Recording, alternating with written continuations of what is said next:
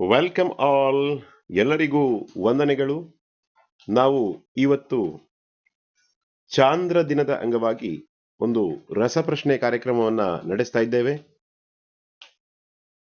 On the occasion of lunar day we are conducting one quiz program here. Lunar day or moon day quiz, ಚಾಂದ್ರ ದಿನ ರಸಪ್ರಶ್ನೆ. ಒಂದನೇ ಪ್ರಶ್ನೆ, July 20 ಚಾಂದ್ರ ದಿನ ಎಂದು ಯಾಕೆ ಆಚರಿಸುತ್ತಾರೆ? Why July 20 is celebrated as Lunar Day?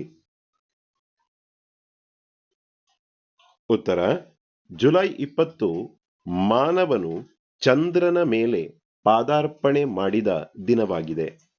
First time man landed on Moon on July 20th. ಎರಡನೇ ಪ್ರಶ್ನೆ, ಯಾವ ವರ್ಷ ಚಂದ್ರನ ಮೇಲೆ ಮಾನವನು ಪಾದಾರ್ಪಣೆ ಮಾಡಿದನು? In which year man landed on the moon? ಉತ್ತರ, 1969, 1969. ಮೂರನೇ ಪ್ರಶ್ನೆ ಇದೀಗ ನಿಮ್ಮ ಮುಂದೆ ಬಂದಿದೆ. ಭಾರತದ ಮೊಟ್ಟ ಮೊದಲ ಕೃತಕ ಉಪಗ್ರಹವಾದ ಆರ್ಯಭಟವನ್ನು ಯಾವ ವರ್ಷ ಉಡಾವಣೆ ಮಾಡಲಾಯಿತು? In which year India's first artificial satellite Aryabhata was sent to space? ಉತ್ತರ, 1975, 1975. ನಾಲ್ಕನೇ ಪ್ರಶ್ನೆ ಇದೀಗ. ಭೂಮಿಯ ಏಕೈಕ ಪ್ರಾಕೃತಿಕ ಉಪಗ್ರಹವಾದ ಚಂದ್ರ ಭೂಮಿಯಿಂದ ಸರಾಸರಿ ಎಷ್ಟು ದೂರದಲ್ಲಿ ಇದೆ? What is average distance between the moon and Earth? ಉತ್ತರ, 3,84,400 kilometres. On an average 3,84,400 kilometres. ಐದನೇ ಪ್ರಶ್ನೆ, ಜುಲೈ 14, 2023 ಭಾರತವು ಬಾಹ್ಯಾಕಾಶ ಕ್ಷೇತ್ರದಲ್ಲಿ ಒಂದು ವಿಶೇಷ ಸಾಧನೆಯನ್ನ ಮಾಡಿತು. ಅದು ಏನು? On July 14, 2023, India made a special achievement in the field of space. What is it? Chandrayaan 3 mission ಉಡಾವಣೆ. Answer, launch of Chandrayaan 3 mission. ಆರನೇ ಪ್ರಶ್ನೆ ಇದೀಗ ನಿಮ್ಮ ಮುಂದೆ ಬಂದಿದೆ. ಚಂದ್ರಯಾನ್ 3ಕ್ಕೆ ಸಂಬಂಧಿಸಿದಂತೆ ಪ್ರಗ್ಯಾನ್ ಎಂಬ ಹೆಸರು ಯಾವುದಕ್ಕೆ ನೀಡಲಾಗಿತ್ತು? What was given the name Pragyan in relation to Chandrayaan 3? ಉತ್ತರ, ರೋವರ್. ಏಳನೇ ಪ್ರಶ್ನೆ ಇದೀಗ ನಿಮ್ಮ ಮುಂದೆ. ಚಂದ್ರಯಾನ ಸರಣಿಯ ಎಷ್ಟನೇ ಉಡಾವಣೆಯನ್ನು 2008 ಭಾರತವು ಮಾಡಿತು? In 2008, which Chandrayaan mission was launched? ಉತ್ತರ, ಚಂದ್ರಯಾನ 1, ಚಂದ್ರಯಾನ್ 1. ಎಂಟನೇ ಪ್ರಶ್ನೆ, ಚಂದ್ರಯಾನ 3ರ ಉಡಾವಣಾ ವಾಹನದ ಹೆಸರೇನು? What is the name of launching vehicle of Chandrayaan 3? LM-3M4. ಇದು ಉತ್ತರ. ಒಂಬತ್ತನೇ ಪ್ರಶ್ನೆ, ಒಂದು ಉಪಗ್ರಹ ಮಾತ್ರ ಇರುವ ಗ್ರಹ ಯಾವುದು? Which is the planet having only one natural satellite? ಉತ್ತರ, ಅರ್ತ್, ಭೂಮಿ. ಹತ್ತನೇ ಪ್ರಶ್ನೆ, Indian space research organisation ISRO ದ ಕೇಂದ್ರ ಎಲ್ಲಿದೆ? Where is the headquarters of Indian Space Research Organization, ISRO? ಉತ್ತರ, ಬೆಂಗಳೂರು, ಬ್ಯಾಂಗ್ಳೂರ್. 11ನೇ ಪ್ರಶ್ನೆ, ಸೌರವ್ಯೂಹದ ಅತಿ ದೊಡ್ಡ ಗ್ರಹ ಯಾವುದು?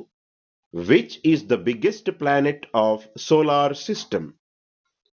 ಉತ್ತರ, ಗುರು, ಜುಪಿಟರ್. 12ನೇ ಪ್ರಶ್ನೆ ಹೀಗಿದೆ. ಯಾವ ಗ್ರಹವು ಅತಿ ಹೆಚ್ಚು ಉಪಗ್ರಹಗಳನ್ನು ಹೊಂದಿದೆ? Which planet has highest number of satellites? ಉತ್ತರ ಮತ್ತೆ ಗುರು, ಜುಪಿಟರ್. 13ನೇ ಪ್ರಶ್ನೆ, ಬೆಳಗ್ಗೆ 6 ಗಂಟೆಗೆ ಸೂರ್ಯನಿಂದ ಹೊರಟ ಬೆಳಕು ಭೂಮಿಯನ್ನು ಎಷ್ಟು ಹೊತ್ತಿಗೆ ತಲುಪುತ್ತದೆ?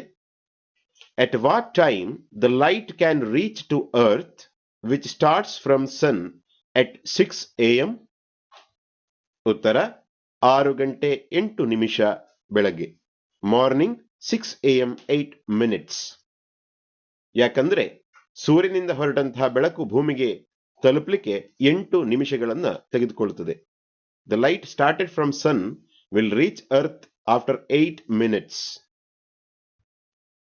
14ನೆಯ ಪ್ರಶ್ನೆ, ಭೂಮಿಗೆ ಅತಿ ಹತ್ತಿರದ ನಕ್ಷತ್ರ ಯಾವುದು?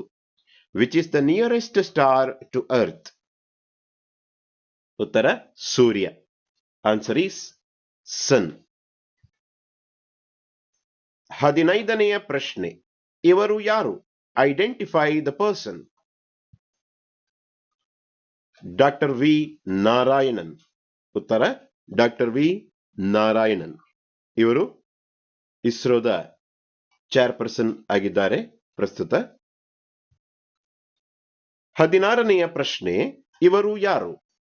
Identify the person. Satish Dhawan. Satish Dhawan. 17ನೆಯ ಪ್ರಶ್ನೆ, ಚಂದ್ರನ ಮೇಲೆ ಪಾದಸ್ಪರ್ಶ ಮಾಡಿದ ಮೊದಲ ಮಾನವ ಯಾರು? Who is the first person to land on moon? ಉತ್ತರ ನೀಲ್ ಆರ್ಮ್ಸ್ಟ್ರಾಂಗ್. Neil Armstrong. 18ನೆಯ ಪ್ರಶ್ನೆ, ನೀಲ್ ಆರ್ಮ್ಸ್ಟ್ರಾಂಗ್ ಅವರು ಯಾವ ದೇಶದವರು? Neil Armstrong belongs to which country? ಉತ್ತರ ಅಮೇರಿಕ. ಅಮೇರಿಕ. 19ನೆಯ ಪ್ರಶ್ನೆ ಹೀಗಿದೆ, ಇದು ಯಾವ ಕೃತಕ ಉಪಗ್ರಹದ ಚಿತ್ರವಾಗಿದೆ? This is the picture of which artificial satellite? Aryabhata. Aryabhata. ಇದು ಭಾರತದ ಮೊದಲ ಕೃತಕ ಉಪಗ್ರಹವಾಗಿದೆ, ಆರ್ಯಭಟ. 20ನೆಯ ಪ್ರಶ್ನೆ, ಸೂರ್ಯನ ಬಗ್ಗೆ ಅಧ್ಯಯನ ಮಾಡಲು ಮಾಡಿದ ಇಸ್ರೋದ ಯೋಜನೆಯ ಹೆಸರು ಏನು? The project by ISRO aimed at studying the sun is called Aditya L1. Aditya L1. Thank you all. ಎಲ್ಲರಿಗೂ ಧನ್ಯವಾದಗಳು.